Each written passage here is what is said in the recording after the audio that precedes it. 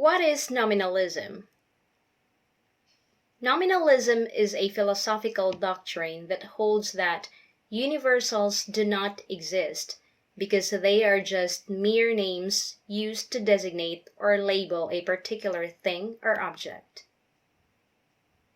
And because they are just mere names, universals do not have any corresponding reality. For the nominalists, therefore, only particulars exist, and that everything is particular. In other words, the world for the nominalists are made of particulars, that is, concrete particular objects, and that universals, that is, the properties or characteristics of things, are just mere invention of the human mind. In philosophy, particularly in metaphysics, the term universals refers to the characteristics or properties possessed by a thing or object, such as color and weight.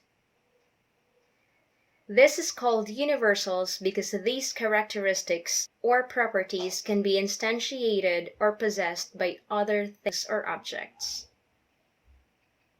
Take, for example, color. The whiteness of a horse can also be found in or possessed by other objects that are white, such as shirts, papers, or socks. But is there such thing as whiteness in itself in reality? The nominalists argue that there is none. The term white or whiteness is just a mere name we attribute to the color of a particular thing or objects, such as again a white horse or a white shirt. For the nominalists, there is just a horse or a shirt that happens to be white. On the other hand, the term particulars, which metaphysicians sometimes call individuals, refers to the concrete objects or things existing in time and space, such as a horse, shirt, or paper.